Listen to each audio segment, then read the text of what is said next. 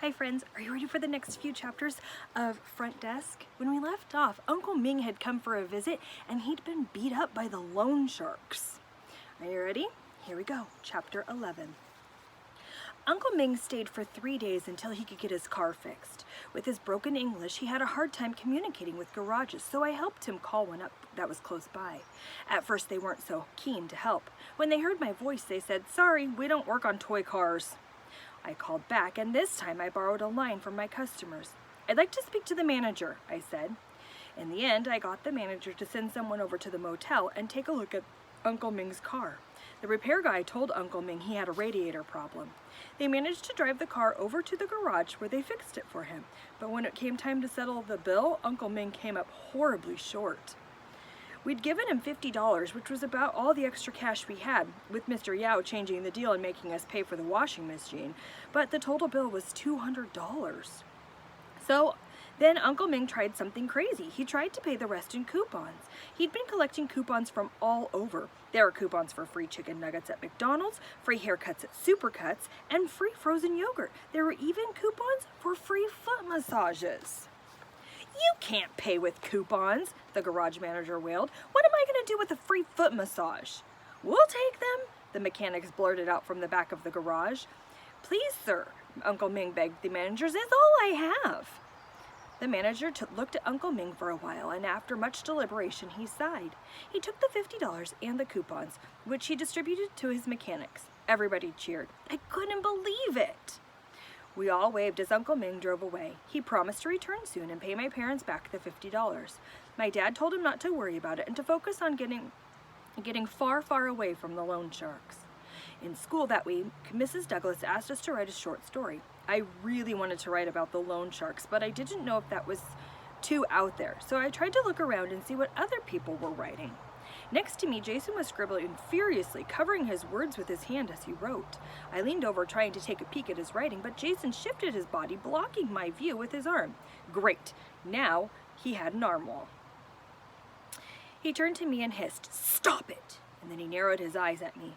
"Mia's eyes, on your own paper, please," Mrs. Douglas frowned. She said it like I was cheating. I opened my mouth to protest, and then I closed it. I blew at my bangs in frustration and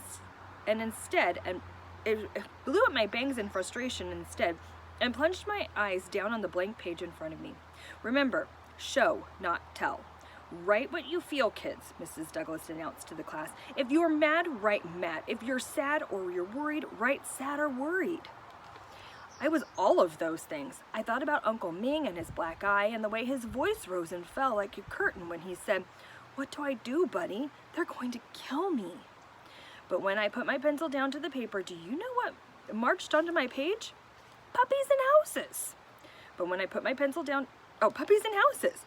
At lunch, Lupe sat next to me picking at her turkey sandwich while I gobbled at my free school spaghetti. "Why were you looking at Jason's paper?" Lupe asked. "You don't like him, do you?" "Are you kidding? I can't stand him." "Good, because he's terrible," Lupe said. "You don't even know the half of it," I muttered, shaking my head. "So what did you write about?" "I wrote about last weekend. My parents and I waited in line at the movies for an hour, and when we finally got to the ticket booth lady, they were sold out. Isn't that sad?" "That's super sad," I said, wishing and hoping one day that would be my super sad. "What about you? What did you do this weekend?" she asked. I turned to tell her about Uncle Ming, then thought, nah, she wouldn't get it. This was way beyond the world of movies and trampolines and Shiba Inuses. "I just played with my dog," I lied. After lunch, we went to PE. We were playing softball that day. Both Lupe and I stood way out in left field, as far away from the action as we could since we both hated sports. Actually, I didn't really hate sports. We just didn't have any medical insurance, and my parents didn't want me taking any chances. "What if you break your arm?" my mom asked as I started going to school in America. "What if a ball comes flying and hits you in the head and you have to have stitches?" Back in China, this would have been no problem, as my uncle was a doctor. Whenever I got sick, he'd come over and take care of me. My uncle was always wore his stethoscope around his neck, and when we left for America, he gave it to my dad to take with him. "I wish I could take you with me," my dad said to his brother. I'm sure there are doctors in America, my uncle said with a chuckle. It turned out there were doctors, just not for us. So my mom made me promise every morning that I'd stay in the sidelines during gym class. It wasn't always easy to just to stand around and watch, but now at least I had Lupe with me. Today we were busy chatting and didn't even notice when the softball landed right next to us. Lupe glanced at the ball and went right back to chatting. She didn't even pick it up. She must really hate sports. Chapter 12. Instead of going straight home after school that day, I took a long way back, stopping at various restaurants. I was collecting brochures for the front office. Mr. Yao may be an unavailable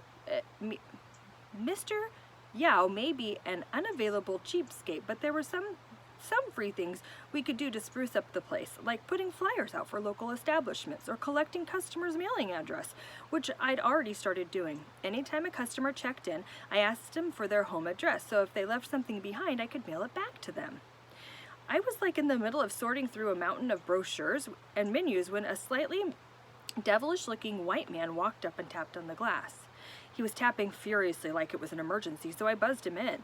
That's when it hit me. The sour stench of sweat and alcohol. My throat tightened as a wave of stink crashed into the room. The man was completely drunk. I should have not buzzed him in. I need a room, he slurred, stumbling toward me. He steadied himself by holding on to the front desk with both hands. Give me a room! I need to get my parents. Wait right here, I told him, and desperate to get away from this guy. As I hopped off the stool, I realized, wait a minute, I can't leave him here. He could reach over and take all our cash from the cash drawer. He had to go back out. Actually, you can wait outside. I asked him timidly. He did not like the sound of it. The man turned to me with his bloodshot eyes and pounded his hand on the counter. What did you say? He bellowed. My mind was racing. I could probably still get out of here if I let him stay inside. But then what about the cash? Please, sir, I tried again. I just need you to wait outside. Why? Why can't I stay right here? He demanded. You just can't, I shouted, and I glanced out the window searching for my parents, but they were still upstairs cleaning. Suddenly, he grabbed me by my shirt. Are you jerking me around, kid? Are you? No, sir. I shook my head from side to side. His rancid breath stung my eyes. With my fingers, I tried to reach for the phone, but his grip was on my shirt too tight. Please just calm down, I pleaded with him. I thought maybe I could distract him with all my restaurant brochures. Hey, are you hungry? I have a bunch of menus. I don't want to see any darn menus, he screamed into my face. I want a motel room. The next thing I knew, he pounded the counter so hard that the wood nearly chipped. I screamed. Tears streamed down my eyes. Through the blur of my tears, I saw a figure outside banging on the front office door. It was Hank. Quickly, I reached down and pressed the buzzer. Hank stormed inside. What do you think you're doing? Hank hollered at the drunk man. Let her go! The drunk man instantly dropped his hands and grasped for the air, like I'd been holding my breath the entire time. Hank raised his fist. Get out of here before I call the cops, he yelled. The drunk man dragged himself out at the front office, muttering under his breath. She was jerking me around, man. But when he finally disappeared around the corner, Hank turned to me. Are you all right? He asked. I shook my head. I lifted the divider and collapsed into his arms. I clung to him and cried, shaking with fear, blind with gratitude. What would have happened to me had Hank not come in? The thought crushed the breath out of me. Shh, it's okay, Hank comforted me, patting my arm. But it wasn't okay, I thought. I could make the front desk better with all my spare keys and comment cards, but no card in the world could protect me from what I had been avoiding since day one. One wrong buzz, and it was all over. This was not fun and games. This was dangerous. Chapter 13. I didn't wash my shirt after the drunk guy left. Instead, I draped it on the chair in my room. It was a reminder of what could happen any day. And every morning when I opened my eyes, I could look at it and spot where he had grabbed me and wonder how we could make the Calvista safer. I came up with 3 possible ways. 1, install bulletproof glass up and down the front desk. That way, even if I buzzed the wrong person, there was still an additional layer of protection between me and the customer. 2, install a security camera in the front office. It would be doubly great if the video fed directly into a certain channel on all the motel TVs. That way my parents could see what was going on at the front office while they were cleaning each room and come down if I needed help. 3, install a panic button right under the front desk to call the police. It would work just like a buzzer. All I have to do was press it and the police would come. Later that week, I told Mr. Yao my ideas when he came by. He immediately shot them down. All that stuff costs money. You think money grows on trees? I checked at the library, and bulletproof glass only costs $25, I told him. I glanced at Jason, who, as usual, came with his dad, and as usual, didn't say anything helpful. $25 per square foot. And that doesn't include the installation, Mr. Yao said. What about the security camera? I asked. That can't be expensive. You could put it... No, Mr. Yao interrupted. Please, just hear me out, I said. The answer is no, Mr. Yao snapped. I looked over at my mom and dad, and they just shook their heads. Let it go, my dad mouthed. He had dark circles under his eyes from checking customers in all last night. Why don't we go outside, my parents suggested to Mr. Yao. Let us show you the new washing machine. Mr. Yao nodded and followed my parents out back. Jason stayed behind, fiddling with the restaurant menus. Quietly, he muttered, I think the security camera is a good idea. I almost didn't hear him. What? I asked. The security camera, he said. It's not a bad idea. I stared at him.